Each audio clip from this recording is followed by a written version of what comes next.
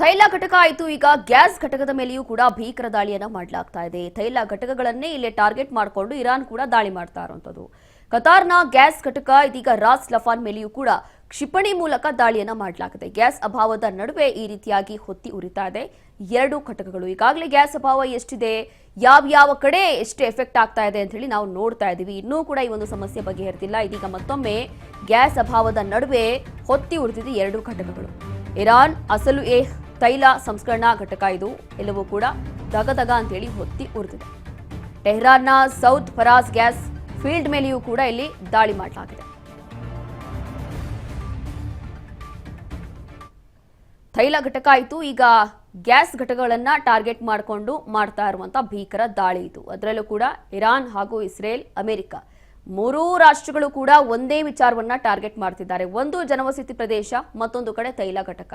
ಈಗ ಇದೆರಡೂ ಆಯಿತು. ಈಗ ಗ್ಯಾಸ್ ಘಟಕಗಳ ಮೇಲೆಯೂ ಕೂಡ ಈ ರೀತಿಯಾಗಿ ಟಾರ್ಗೆಟ್ ಮಾಡಿ ಅಟ್ಯಾಕ್ ಅನ್ನ ಮಾಡ್ತಾ ಇದೆ.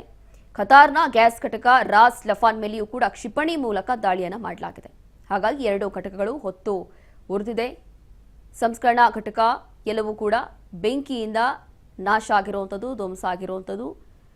ಟೆಹರಾನ್ನ ಸೌತ್ ಫರಾಸ್ ಗ್ಯಾಸ್ ಮೇಲೆಯೂ ಕೂಡ ಈ ರೀತಿಯಾಗಿ ಭೀಕರವಾಗಿ ದಾಳಿಯನ್ನ ಮಾಡಲಾಗಿದೆ. ಈಗಾಗಲೇ ಗ್ಯಾಸ್ ಅಭಾವ ಎಷ್ಟಿದೆ, ಗ್ಯಾಸ್ ಸಮಸ್ಯೆ ಎಷ್ಟಾಗ್ತಾ ಇದೆ ಅಂತ ಹೇಳಿ ನೋಡ್ತಾ ಇದ್ದೀವಿ. ಇನ್ನೂ ಕೂಡ ಬಂದು ತಲುಪಿಲ್ಲ. ಕೆಲವೊಂದು ಹಡಗುಗಳು ಅಲ್ಲೇ ಇದ್ದಾವೆ.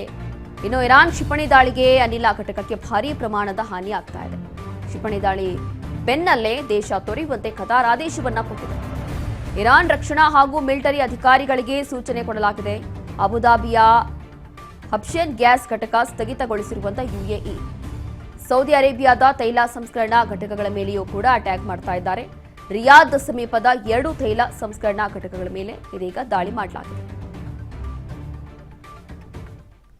ಅಬುದಾಬಿಯ ಹಬ್ಷನ್ ಗ್ಯಾಸ್ ಘಟಕ ಇರುತ್ತಲ್ಲ, ಇದೆಲ್ಲವೂ ಕೂಡ ಸ್ಥಗಿತಗೊಳಿಸ್ತೀವಿ ಅಂತ ಹೇಳಿ ಯುಎಇ ಕೊಟ್ಟಿರುವಂತಹ ಎಚ್ಚರಿಕೆ. ಕಾರಣ ಏನು ಅಂತಂದ್ರೆ ಇಲ್ಲಿ ಬ್ಯಾಕ್ ಟು ಬ್ಯಾಕ್ ಅಟ್ಯಾಕ್ಗಳಾಗ್ತಾ ಇದೆ, ದಾಳಿ ಮಾಡಲಾಗ್ತಾ ಇದೆ. ಹಾಗಾಗಿ ಅದನ್ನ ಅಲ್ಲೇ ಈಗ ಸ್ಥಗಿತಗೊಳಿಸ್ತೀವಿ ಅಂತ ಹೇಳಿ ಒಂದು ಸೂಚನೆಯನ್ನ ಕೊಟ್ಟಿದ್ದಾರೆ, ಅಲರ್ಟ್ ಮೆಸೇಜ್ ಅನ್ನ ಕೊಟ್ಟಿದ್ದಾರೆ.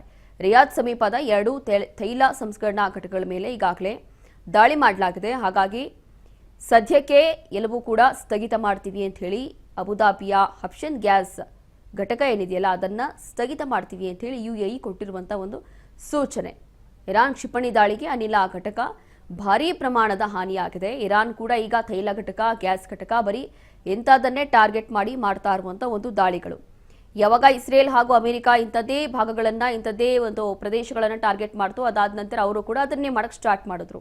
ಈ ಹಿಂದೆ ಅವರು ಜನವಸತಿ ಪ್ರದೇಶಗಳನ್ನ ಟಾರ್ಗೆಟ್ ಮಾಡಿ, ರಾಯಭಾರ ಕಚೇರಿಗಳನ್ನ ಅಥವಾ ಆರ್ಮಿ ಕ್ಯಾಂಪಸ್ಗಳನ್ನ ಟಾರ್ಗೆಟ್ ಮಾಡಿ ದಾಳಿ ಮಾಡ್ತಾ ಇದ್ರು. ಅದಾದ ನಂತರ ತೈಲ ಘಟಕ, ಹಾರ್ಮೋಜ್ ಜಲಸಂಧಿ, ಇಲ್ಲಿ ಇಂಥ ಭಾಗಗಳನ್ನ ಟಾರ್ಗೆಟ್ ಮಾಡಲಾಗ್ತಾ ಇತ್ತು. ಈಗ ಇರಾನ್ ಕೂಡ ಇದೇ ರೀತಿಯಾದಂತಹ ಪ್ರದೇಶಗಳನ್ನ ಟಾರ್ಗೆಟ್ ಮಾಡಿ ಅಟ್ಯಾಕ್ ಮಾಡ್ತಾ ಇದೆ.